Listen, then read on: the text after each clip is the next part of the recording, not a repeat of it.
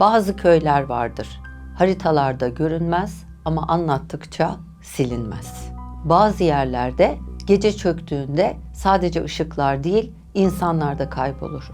Asmalı Köyü de işte onlardan biri. Ben gazeteci yazar Mehtap Erel. Bu bölümde size yeri tam olarak tespit edilemeyen, geçmişi farklı rivayetlerle parçalanmış ve sonunda tamamen terk edilmiş bir köyü anlatacağım.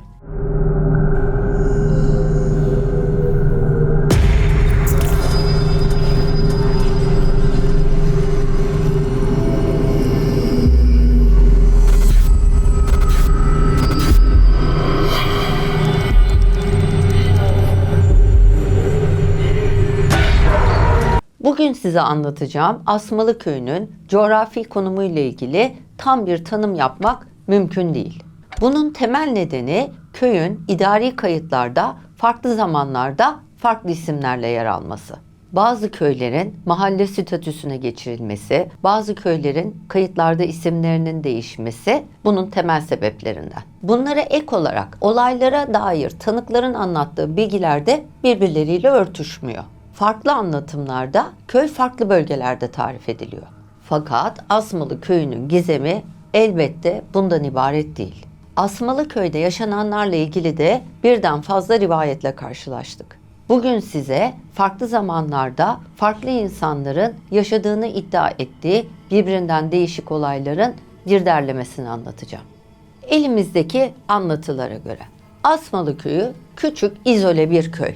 Bir dağın eteklerinde yer alıyor. Kışın özellikle kar yağdığında genel merkezle, şehir merkeziyle bağlantısı tamamen kopuyor. Küçük bir köy, asaneli bir köy fakat yaşayanlar birbirleriyle hısım akraba. Herkes birbirini tanıyor. Asmalı Köyü'nü ilginç bir köy yapan şeylerden bir tanesi bu köyün gündüz ayrı, gece ayrı tanımlanıyor olması. Gündüz bildiğiniz sıradan bir köy. İnsanların çiftçilikle, hayvancılıkla, daha çok da hayvancılıkla uğraştığı bir köy. Ama gece olduğu zaman bu köyle ilgili efsaneler başlıyor. Huzursuzlanan hayvanlar, birdenbire köyün içindeki bütün seslerin kesilmesi, pat diye yumurtlamayı bırakan tavuklar, hayvanların yavrulamayı birdenbire kesmesi, çok ani hava değişiklikleri, birdenbire soğumalar, birdenbire ısınmalar, köyle ilgili böyle efsaneler var. Tam da bu sebeplerden dolayı bu köyde büyükler küçüklere bir takım korkulu hikayeler anlatıyor. Şöyle bir rivayet var. Geceleri çocuklar evlerinde soba başında toplandığı zaman anneler, babalar, büyükanneler bu çocuklara bu köyün tekinsizliğiyle ilgili, köye uğrayanlarla ilgili, cinli varlıklarla ilgili efsaneler anlatıyorlar. Çocuklar korktuğu zaman da bunlar eskiden oluyordu, artık böyle şeyler olmuyor diyorlar. Fakat bunlar köydeki çocukların tabii doğal yaşamını etkiliyor. Gündüz her şey yolunda. Çocuklar bahçede, bağda koşturuyorlar, ediyorlar. Açık hava, temiz hava, yoruluyorlar. Akşam eve geldiklerinde karınlarını da doyurduktan sonra mışıl mışıl uyumalarını beklersiniz. Fakat çocuklar kendilerine anlatılan bu efsanelerden, hikayelerden dolayı akşamları rahat uyku uyuyamıyorlar. Bu genel böyle bir norm bu köyde. Çocuklar ya odalarına gitmek, yalnız kalmak istemiyorlar, bir arada kalmak istiyorlar ya da uyumamakta direniyorlar. Şimdi bu olayların merkezinde bir aile var. İsmail ile Hatice'nin ailesi. İsmail ile Hatice evli. İsmail iyi huylu, sakin, kendi halinde bir adam. Etliye sütlüye karışmıyor, kavgası gürültüsü yok. Genellikle yapıcı tarafta olan, insanlara fazla fikrini söylemeyen sakin bir adam. Evi çekip çeviren Hatice, karısı. Çok fazla sesi çıkan bir kadın değil ama bütün çocukların büyümesi, evin kontrolü, bütçeleri Hatice'de. Daha böyle cabbar bir kadın. Asmalı Köyü anlatırken satır aralarında bir başka durum, Asmalı Köyü diğer köylerden farklı kılan bir hal daha var. Bu da bu köyde bir dönem bir tarikatın ağırlığı bulunuyor. Şöyle, bir tarikat şeyhi müritleriyle beraber bu köyde konumlanıyor.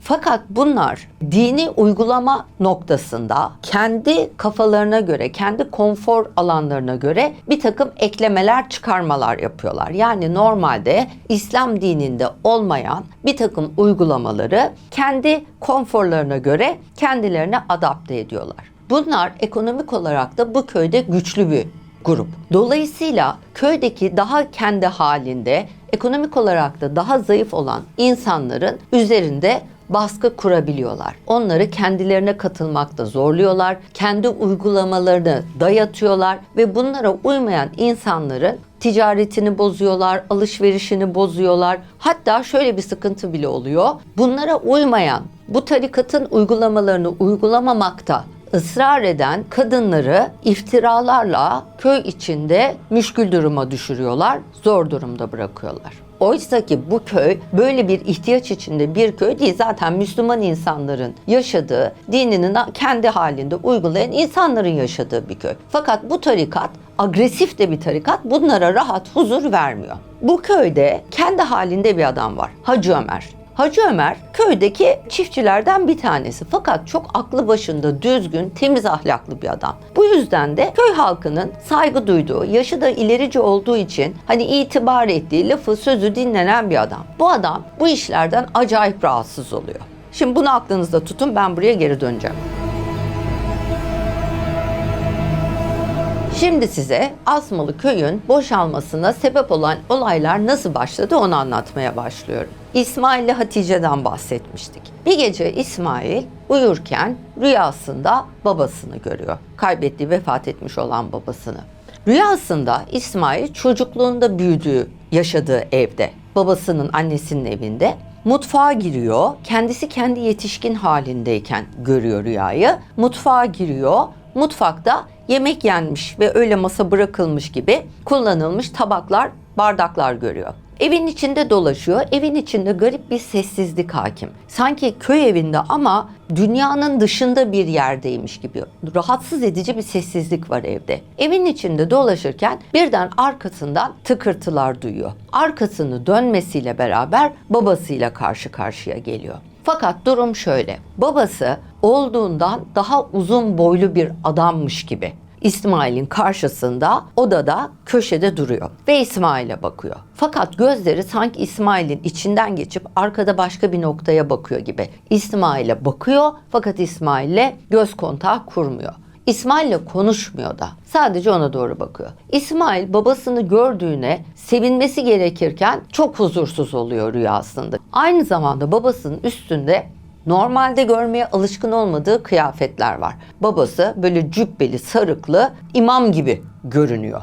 Babası konuşmadan İsmail'e doğru yaklaşıyor. Fakat ayakları adım atmıyor. İsmail bunu fark ediyor. Ve babası yaklaştıkça babasının boynunun normalden daha uzun olduğunu da görüyor. Babasıyla İsmail karşı karşıya geliyorlar. İsmail geriye doğru bir adım atmak istiyor fakat rüyasında hareket edemiyor. Babası İsmail'e iyice yaklaştığında tam karşısında duruyor. Elini İsmail'e doğru uzatıyor. Sanki tam İsmail'in kalbine gelecekmiş gibi bir noktada elini tutuyor.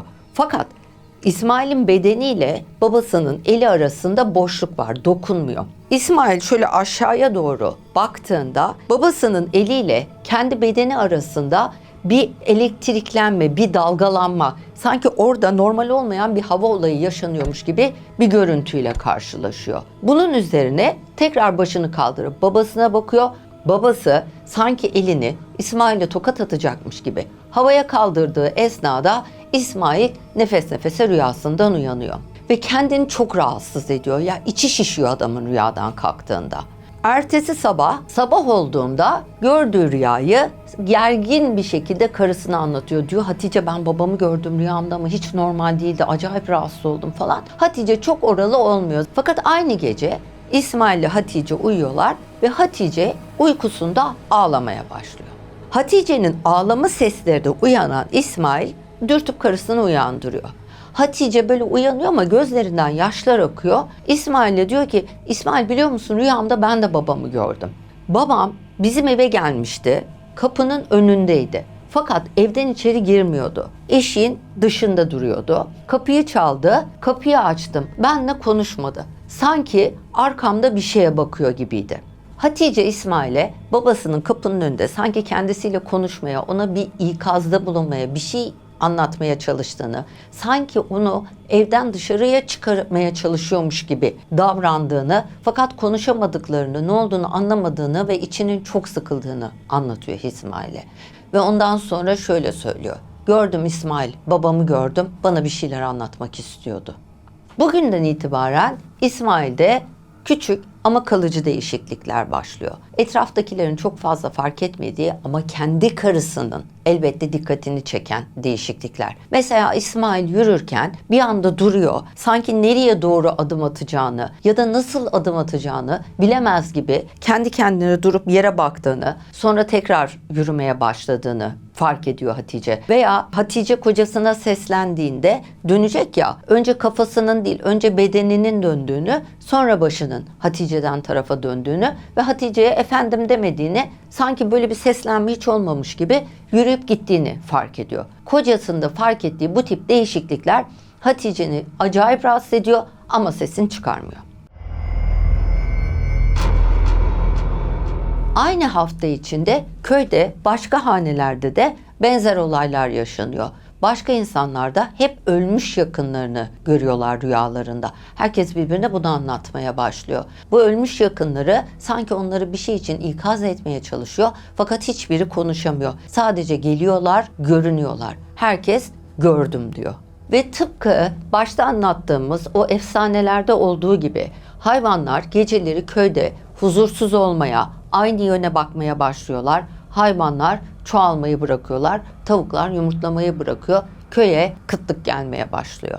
Bu olaylar yaşanırken ve köyde insanların yavaş yavaş huzuru kaçmaya başlarken bir gün köye bir tüccar geliyor. Bu tüccar genç bir adam. Tüccar kendisinin hayvan tüccarı olduğunu, hayvan alım satımı yaptığını, Kurban Bayramı öncesinde köylere gidip hayvan satın aldığını, anlaşmalar yaptığını söylüyor. Önce muhtara gidiyor, muhtarla konuşuyor. Muhtara diyor ki tüccar, nerede kalabilirim, nasıl yaparız? Muhtar diyor ki benim ağılımın yanında misafirlerimiz için, köye gelen gidenimiz için yaptığım bir oda var. Sana o odayı vereyim, o odada kal diyor. Ve tüccar bu odaya yerleşiyor. Fakat tüccarla ilgili köydekilerin, muhtarın da İsmail'in de dikkatini çeken şöyle bir durum var.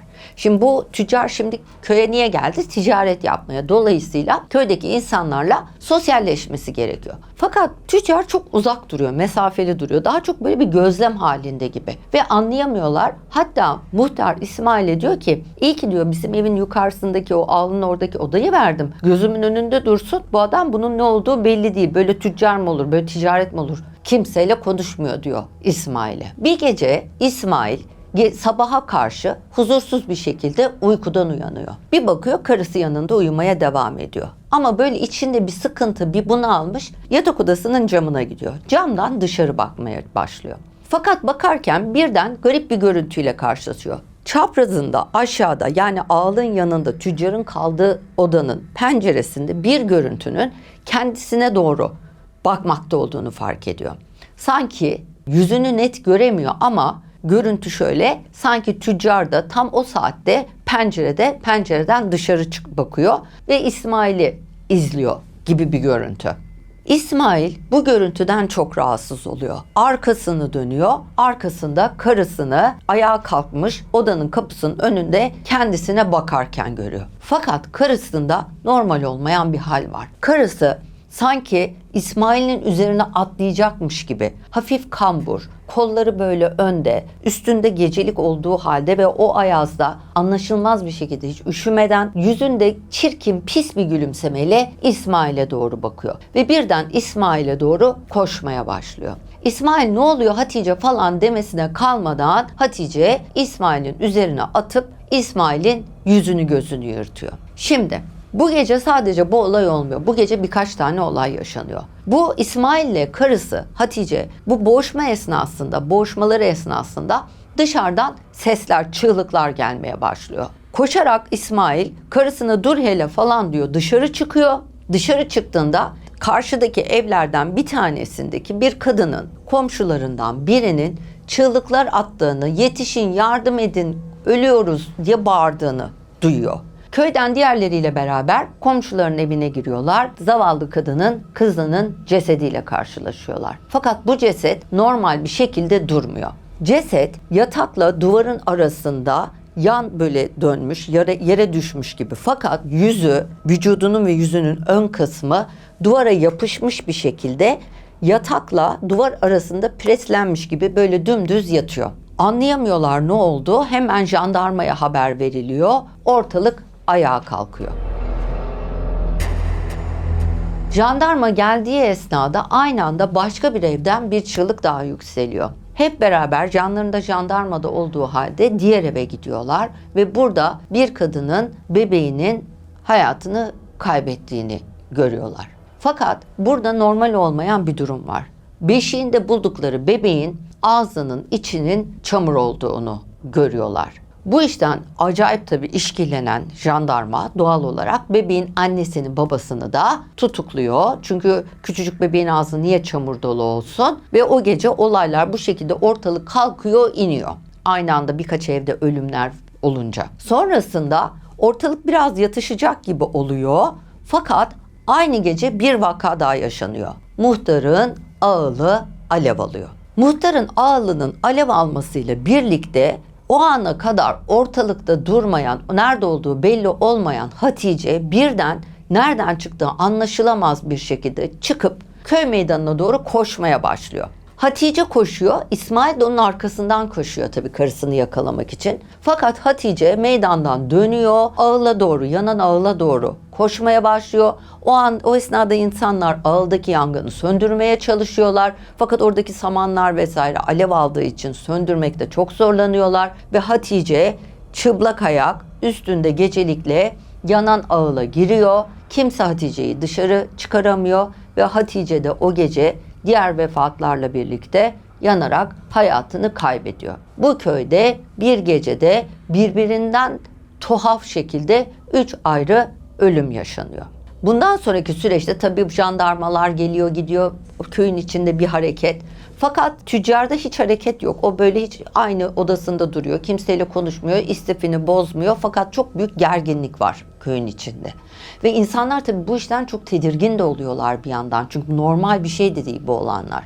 O yüzden normalde nedir bizde? Cenaze evleri kalabalık olur. İnsanlar girerler, çıkarlar, yemek götürürler. Fakat bu evlerin hepsi kendi içine kapanıyor. Hiçbir ev, hiçbir eve girmiyor. Herkes kendi kapısını kapatıyor, kendi içine dönüyor. İsmail tabii acayip mutsuz. Karısı da öldü. Muhtara gidiyor. Diyor ki, muhtar bu işlerde bir acayiplik var. Ben bu işten çok rahatsızım. Burada yolunda olmayan bir şeyler var. Bu tüccar geldiğinden beri köy birbirine girdi. Çok garip işler oluyor. Bizim bu tüccarı bu köyden göndermemiz lazım. Bu adam inli midir, cinli midir, lanetli midir başımıza gelmeyen kalmadı. Muhtar da diyor ki doğru söylüyorsun. Ben de aynı şekilde düşünüyorum. Gidelim konuşalım. Bu adam buradan gitsin diyor. Ve beraber tüccarın kaldığı ağılın yanındaki odaya gidiyorlar. İçeriye giriyorlar. Tüccar yok. Bunun üzerine muhtar bir fikir atıyor. Gidiyor diyor ki bak diyor bu işler madem böyle lanet falan diye düşünüyoruz biz diyor gidelim hocayla konuşalım. Caminin hocasıyla konuşalım. Caminin hocası da köye yeni atanmış bir adam. O da çok tanıdıkları biri değil. Ama cami hocası ya yani ona gidecekler tabii. Nereye gidecekler?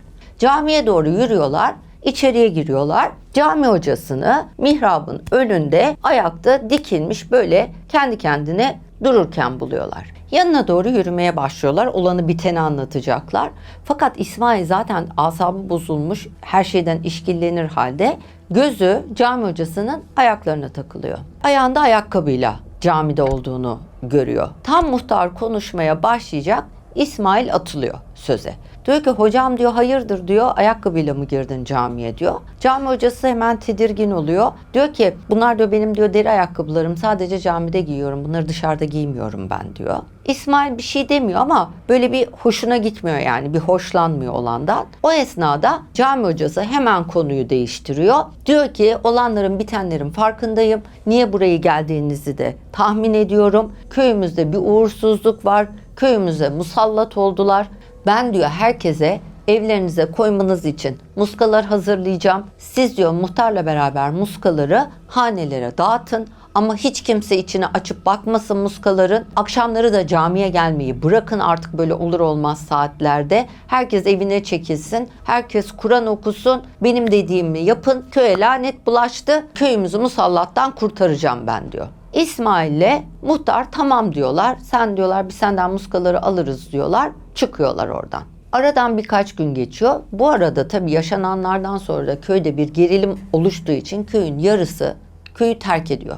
Kimisi akrabalarının yanına gidiyor, kimisi başka memlekete gidiyor. Köy yarı yarıya boşalıyor. Olaylar şöyle gelişiyor. Muhtar cami hocasından muskaları alıyor. Evlere dağıtıyorlar cami hocasının dediği gibi. Kimse de içini açmıyor. Fakat İsmail'in içine sığmıyor. Çünkü karısı gitti kendine ateşlere attı. Yani nasıl olacak? Hani bir türlü içine sindiremiyor ve tüccardan da çok işkilleniyor. Muhtara diyor ki muhtar biz bu tüccarı buradan göndereceğiz. Bu adam buraya diyor ticaret yapmaya gelmedi mi? Hani ticaret? Kime gitti diyor şimdiye kadar hayvan pazarlığı yaptı. Ben diyor bu adama inanmıyorum. Şimdi size daha önce bu köyde tarikatın ağırlığının olduğunu anlatmıştım. 2 dakika oraya geri dönüyorum. Şimdi geçmişte bu köyde şöyle bir vaka yaşanıyor.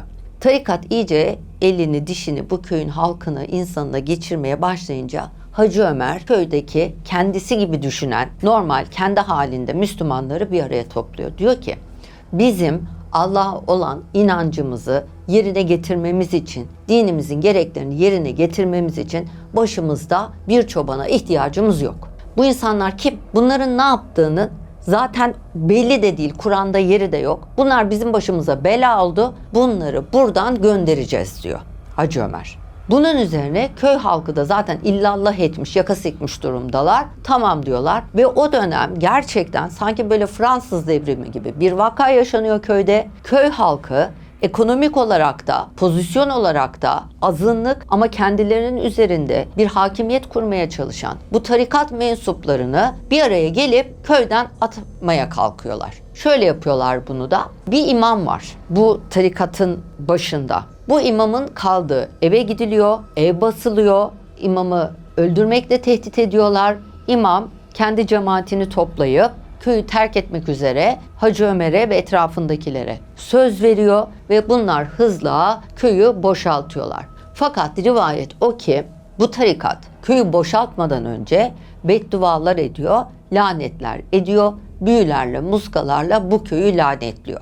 O dönem bu yapılan beddualar bir şekilde bir sebepten yerini tutuyor. Olumsuzluklar yaşanıyor köyde, tatsızlıklar yaşanıyor ve hani dedik ya köyde eskiler hep çocuklara böyle korkunç hikayeler anlatırdı, efsaneler anlatırdı. İşte onun kökeninde de bu tarikat buradayken burada yaşanan olaylar var. Yani onlar kovulunca bunlara beddua ediyor. O bedduaların yüzünden burada olumsuzluklar yaşanıyor. O olumsuzluklarda çocuklara anlatılan hikayelerde yer buluyor. Ama bunlar köyden gitmiş oluyorlar. Şimdi tekrar İsmail'e dönüyorum. İsmail biliyorsunuz işkillendi tüccardan. İsmail diyor ki ben diyor bana diyor babamlar dedemler anlatırlardı bu köydeki diyor bu tarikatın buraya diyor açtığı işleri. Ben diyor bu tüccarın bu tarikatın adamı olduğunu bunu buraya bu tarikattakilerin bize musallat olsun diye bizim başımıza bela açsın iş açsın diye yolladığına kanaat getirdim diyor. Bizim diyor bu yaşadıklarımız normal değildi diyor. Bizim diyor bu adamı buradan göndermemiz gerekirse öldürmemiz gerekiyor diyor.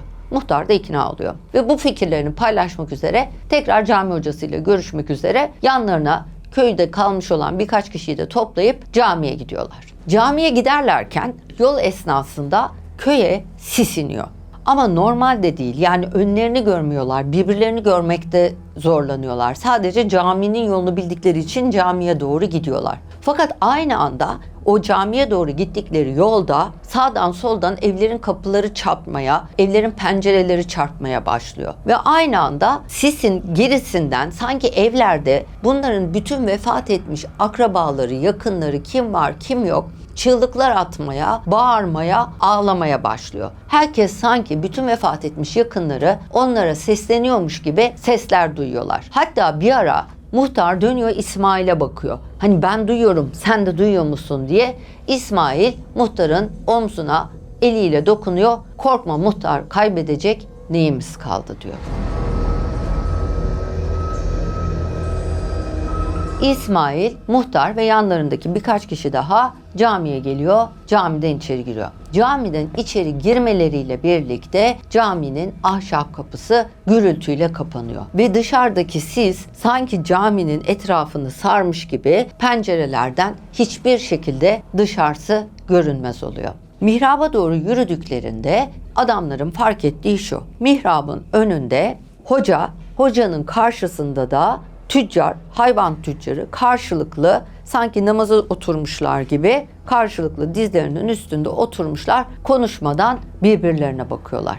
İsmailer tabii bunu görünce bir şaşırıyor. Çünkü bunların birbiriyle bir iletişimi olmaması gerekiyor onun kafasında. Rahatsız da oluyor, bozuluyor da. Hiç konuşmadan direkt adamların yanına gidiyorlar. Yanlarına oturmuyorlar. Ayakta oturmakta olan iki adama bakıyorlar. Adamlar ne kafayı çeviriyor, bunlara bakıyor, ne birbirleriyle konuşuyor. Böyle karşılıklı sanki birbirleriyle inatlaşır gibi birbirlerine bakıyorlar. Muhtar sen bir dakika dur diyor. İsmail'i şöyle geriye atıyor. Kendisi öne geçiyor ve bunlara adam yerde oturmakta olan iki adama bakıp ne oluyor burada? Bu dışarının hali ne? Dışarıda ne oluyor? Burada ne oluyor? Siz ne yapıyorsunuz? Diyor. Bunun üzerine hayvan tüccarı sanki namazda kafayı böyle yavaşça yana çevirirsin selam vermek için. Bu şekilde kafasını yavaşça sağa çevirip vücudunu hiç hareket ettirmeden İsmail'le muhtara ben yapmıyorum, bu yapıyor diyor. Tüccar bunu dediği anda cami hocası böyle bir celalleniyor, bir gaza geliyor. Ben diyor bir şey yapmıyorum diyor. Bu adam lanetli buraya geldi diyor. Beni de diyor işte lanetlemeye çalışıyor. Bana da zarar vermek istiyor falan. Böyle bir galeyana getirmeye çalışıyor ortalığı. Yani millet birbirine girecek caminin içinde. Böyle garip, kaotik bir ortam. Yani çirkin de yani. Şimdi bu kavganın, gürültünün yeri de değil cami. Bunun üzerine tam da bu esnada tam insanlar birbirlerine girecekken o anda hiç zamanı da olmadığı halde sanki caminin içinde okunuyormuş gibi, sanki caminin duvarlarından geliyormuş gibi ezan okunmaya başlıyor. Ezan devam ederken caminin duvarlarından, mihrabın arkasından bir çatlak başlıyor. Bu çatlak yürüyor böyle yere iniyor. Yerden yürüyor. Cami hocasının oturduğu yerin altında bitiyor. Bunun üzerine cami hocası oturduğu yerden kalkıyor. Sanki kendisine bir mesaj gelmiş gibi, verilen bir mesajı anlamış gibi hiç kimseye bir şey söylemeden, hiçbir şekilde konuşmadan camiyi terk edip gidiyor. Camiden çıktığı anda dışarıdaki sis de dağılıyor, dışarıdaki çığlıklar da duruyor ve olan biten her şeyden ve her şey çok da hızlı bir şekilde olduğu için tamamen sersemlemiş olan İsmail, muhtar ve köylüler tüccarın karşısına oturuyorlar ve soru soran gözlerle adama bakıyorlar. Ve tüccar bunun üzerine olanları anlatmaya başlıyor. Tüccar karşısında soru soran gözlerle kendisine bakan adamlara her şeyi anlatıyor. Diyor ki benim adım Halil. Hacı Ömer'in damadıyım. Şimdi elimizde şöyle bir bilgi var. Hacı Ömer bu tarikatı buradan kovdurduktan sonra, bunların kovulmasına ön ayak olduktan sonra karısıyla kızı çok tedirgin oluyor. Diyorlar ki ya bu adamları sen buradan attırdın ama bu adamlar bize rahat huzur vermeyecek, bizim huzurumuzu kaçıracaklar, biz burayı terk edelim, gidelim. Ve onlar da bu köyü terk eden insanlara karışıyorlar. Başka bir köye yerleşiyorlar, başka bir hayat kuruyorlar. Çocuk kızları büyüyor, yetişiyor iyice, evleniyor. Halil damatlar oluyor. Halil de çok düzgün, efendi, saygılı bir çocuk. Hacı Ömer'in göğsünü göre göre damat değil, evlat diye aldığı bir adam. Çok düzgün bir insan. Hacı Ömer'de şöyle bir durum var. Zaten iyi bir Müslüman, düzgün bir insan olduğunu söylemiştik ama herhalde bu tarikat üyelerini, bu milleti birbirine düşüren kötü ahlaklı insanları oradan kovdurduğu için onların nefretini kazansa da Allah'ın sevgisini ve takdirini kazanmış olmalı ki böyle rüyasında malum oluyor, böyle uyuduğunda görüyor, istihare namazı kılıyor, böyle bir içine doğuyor. Böyle bir durumu var adamın. Böyle söyleniyor.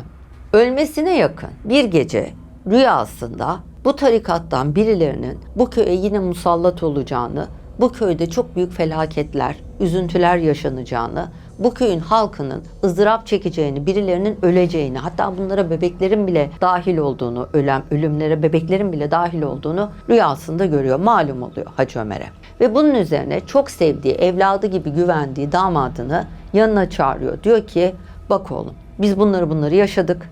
Bunun üzerine burayı terk ettik. Ben rüyamda gördüm. Şimdi burada bir takım felaketler yaşanacak diye endişe ediyorum. Benim sana vasiyetimdir. Karının köküne, soyuna sahip çıkacaksın. Bu köye gideceksin. Eğer bu adamlar oraya tekrar geldilerse, oraya konumlanmaya çalışıyorlarsa onları o köyden atacaksın. Bundan sonra da hayatını kaybediyor. Ve bunun üzerine ne yapacağını bilemeyen Halil çok sevdiği kayınbabasının vasiyetini yerine getiriyor. Hayvan tüccarıyım diyerek köye geliyor. O yüzden ne yapacağını bilemez bir şekilde duruyor. Kimseyle sosyalleşmiyor. Çünkü Halil ne olup biteceğini görmek için olayları gözlemlemeye başlıyor.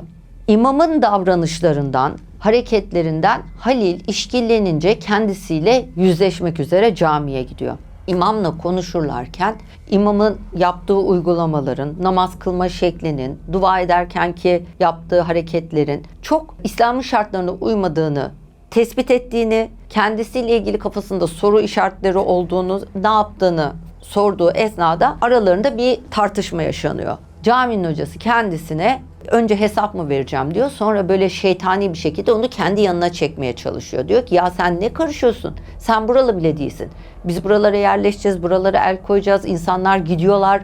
Burası komple bizim olacak. Bizi buradan zamanında attılar. Ama şimdi biz buraya geri döneceğiz. Bu topraklar gerçek sahiplerini bulacak diye Halil'i de kafa kola almaya çalışıyor. İmam Halil'e böyle yaklaşınca onu böyle kendi tarafına çekmek istiyormuş gibi Halil ağzından iyice laf almak için sanki böyle bir şeyin oluru varmış gibi davranıyor ve köydeki ölümlerin zaten bu tarikat tarafından yapıldığını, aralarından bazı insanların bu tarikata uyduğunu ve o yüzden de bazı cinayetler işlendiğini imamın ağzından öğreniyor. Ve o esnada İsmail, muhtar ve diğerleri camiye giriyorlar. Vakanın bu olduğu anlaşılıyor.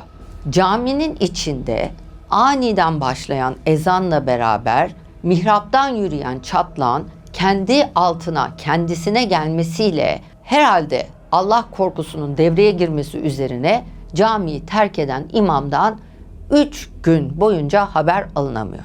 Olaylar sakinleşiyor, ortalık yatışıyor fakat imama ne olduğu belli değil.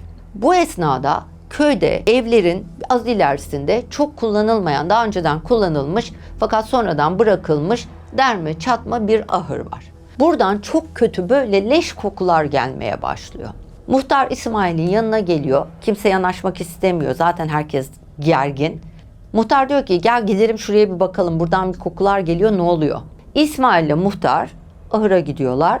Kapıyı açmaya çalışıyorlar ama takılmış gibi sanki. Kapı açılmıyor. Bunlar bir şekilde ittirip içeriye giriyorlar. İçeriye girdiklerinde gördükleri sahne şöyle. İmam yerde ağzı kalın bir iplikle birbirine dikilmiş durumda, gözleri açık, sanki bir şey görmüş, ona bakmış ve baka kalmış gibi yerde ölü olarak bulunuyor. Rivayet o ki iyi Müslümanları birbirine düşürmeye çalışan imamın ağzı, dili bağlanıyor. Bu olaydan sonra köyde kalan birkaç kişi de huzursuz oluyor. Artık iyice tadı kaçıyor orada olmanın da. Köy tamamen terk ediliyor, boşalıyor. Asmalı köyü hiç kimseye nasip olmuyor. Asmalı köyünde yaşanan bütün bu olaylardan sonra geriye kalan en büyük soru şuydu.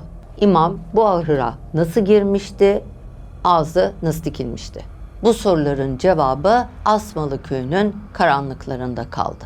Bugün Asmalı köyü yok. Ne tabelası var ne yolu. Ama köylülerin anlattıklarına göre orası bir gecede terk edilmedi. Ve köyden ayrılanların dilinde hep aynı cümle dolaştı. İmamı biz susturmadık. O zaten konuşmaması gereken şeyleri çoktan söylemişti.